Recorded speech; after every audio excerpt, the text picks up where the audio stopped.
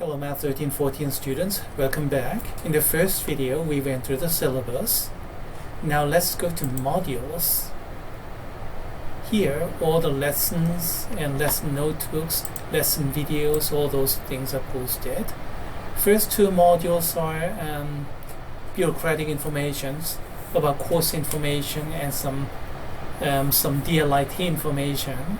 I don't think there's anything important here, even though DLIT people care only about this part, which have absolutely nothing to do with the course.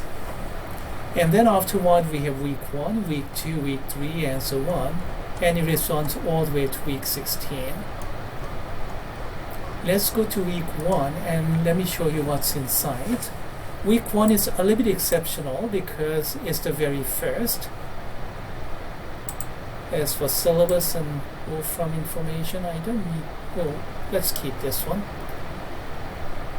On second, third, I should have got this. Okay, on second, third, I do want to go back to the syllabus. Alright, let's go to week 1. And first we have welcome to Math 13-14, and we have some rooms for intro videos, but none of them is active at this moment. I completed video 1 and now I'm doing video 2 right now, and I didn't post those yet, so none of them is active yet, but by the time you are here they're going to be available. Next. Please introduce yourself. Please go ahead and do that so that I can track you down. Next.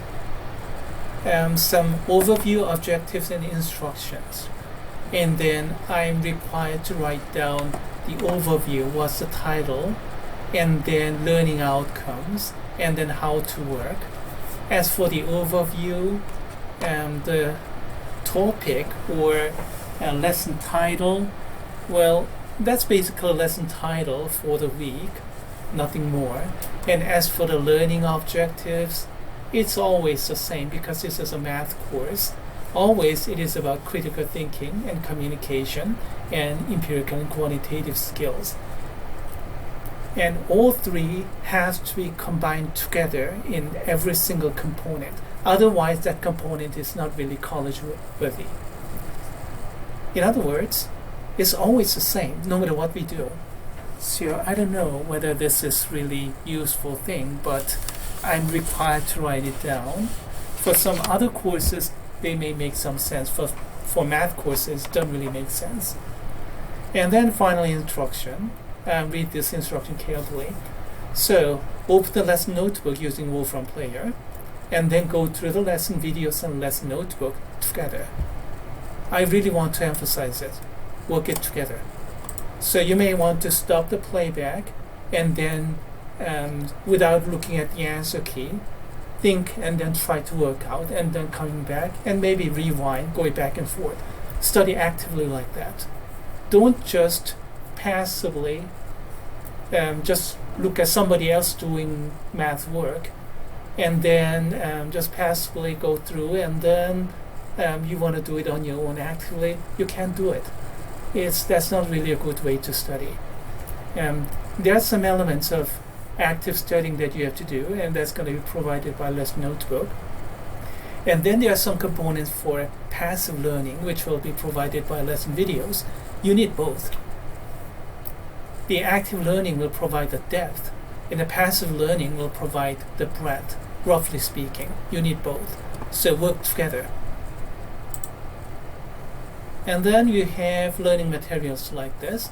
Now week 0, everything is just preliminary, so nothing required, but let me show you anyway. Lesson notebook is here. Let me open this preliminary.nb, and that requires Wolfram Player. So you see, oh, yeah, okay, alright. Even if it is not there, yeah, you can open, yeah, same page, and then you can download and install if you forgot it. Alright, assuming you did that, you can get this Wolfram file. Alright, let's open it.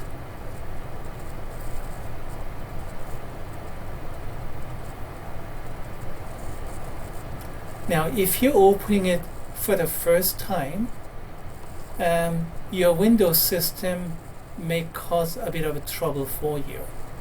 It may be okay, or it may. Hopefully it doesn't, but it may cause trouble. If it opens like this, great, it's fine. It's working. But there may be a problem. In that case, you have to download it to a certain folder. Let me show you. Go to download folder. Let me show you. And this is a file here. And then you may have a wrong icon there. You can do right click and open with, and then choose another app, and then scroll down and find W for Wolfram Player, and then click always. And it's already done for me, but in some cases it's automatically done, and most other students have no problem. But in some other case, I've seen some students that was not done automatically, and that has absolutely nothing to do with this Wolfram Player's problem. It is about your Windows setting. It's about your own machine, and you have to have some proficiency of your own machine, your own operating system, and that's what I just told you about. Go to appropriate directory. I have it in download folder, but my suggestion is to move that into semester folder like this, and then course folder, and then make appropriate directory and then save it there. That's my suggestion, because downloads, eventually everything will be erased here in download folder. And then suppose that you have it, and then if you have difficulty opening by just double clicking, then right click and then open with, and then choose another app, and then find Wolfram and then register it always. I've already did it. Actually, it wasn't automatically for me, so I don't have to worry about this, but in case it is not done for you automatically, that's what you have to do. Now, if you do that, you're going to get this file. Apparently, there are 5 sections. Okay, all right. Do you see any arrow box there? Yes, arrow box. And select by clicking your mouse, and double click to open this section. Double click to close. Want to go to section 3? All right, go to section 3. Double click to open. And go to 3.1. Okay, double click to open. Double click to close. Go to section 5. Okay, double click to open. And then, oh, sorry about the typo. It's a little bit embarrassing. Sorry about that. And the double click to open. And then, yeah, we have some interesting picture. It's about Pythagorean theorem. Okay. I want to find more about this, a sketch of proof number 1. Okay, all right. Double click to open. We have more picture, and there's some explanation there. If you can follow all those, great. In any case, let's minimize, and that's how you can maneuver. And here, this is a free version Wolfram Player that you're going to be using, so you cannot write anything, but you can read. It's free version. And if you got full version Wolfram Mathematica, then you can write, and you can calculate, you can program, you can do everything. So that's how mathematical lessons are supposed to look like. And then for first couple of weeks, I provided the PDF fail-safe version as well. And as you can see, this is not structured interactively, so it's pretty bad, but better than nothing. So you can work out with a PDF version. And then scroll down, you have lesson videos. Let's see. First preliminary is an optional. Okay, all right. Optional, all right. Let me kill the sound, and then let's go ahead. Yeah. And then let me fast forward. The explanation is going on here. Same notebook. Do you recognize this? Same notebook. Still says Math 1100 based upon old number. Now it changes 1314. Kind of like that. And then optional videos that are not important. Those are de-emphasized in gray. And blue ones, well, as a matter of fact, entire week 0 is optional. I mean, they're all preliminaries, but still, gray among those is even worse. Like preliminary number 4, maybe that's a little bit worthwhile for some students. I'm talking about geometry essentials, about Pythagorean theorem, and then some area formulas and things like those here.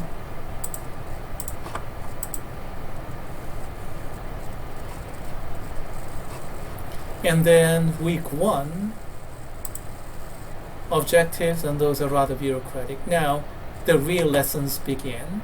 Week 1 material, let's see. Equations 1, and this one, this is not a preliminary anymore, this is a real deal. And then section 1 begins. And the subsection 1.1. And then example 1.2.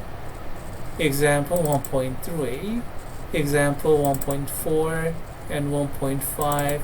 As you can see, examples are getting more and more complicated. Yeah, that's the way things will be. And that's how modules are structured. Let's get out of here. And we just went through week 1 only. And if you go to other weeks, we don't have week 0 anymore, just week 2 overview and required materials, week 3, and then week 3 is separated into 3A and 3B. The reason is because the topics change a little bit, and I thought it would be better to separate the notebook rather than putting those together.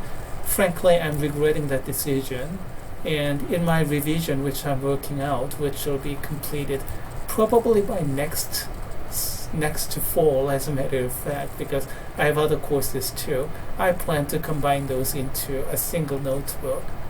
Yeah, mostly single notebook, but again, I've separated these two. Say 6A and 6B. Let's go over there. What do I see? Let's notebook 6A and let's notebook 6B. You see those? And the lesson videos. But frankly, I think it would have been better I just combine all together into a single session, single notebook and all. Anyway, we got off to week 6, and week 7 we have exams scheduled. Let's see, let me show you the inside. Overview, yeah, overview for the exam coming up, alright. And then we have, alright, exam 1A, and then answer key will open on October 1st. And then October 6th.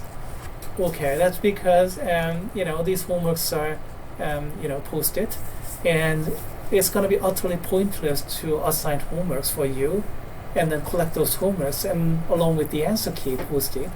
So no, all the assignments are weekly assignments, and the answer keys will be open and at those days, October 1st and October 6th respectively. And then once the answer keys are opened, no more submission, of course. I mean, there are due dates, but even if you submit a little bit after due dates, I will accept. Maybe some late penalties, but I will accept. But absolutely no after the answer keys posted. Keep that in your mind. They're not available yet, but for exam 1 preparation, the homework answer keys will be useful. The same goes here for exam 2. So that's how the modules are structured.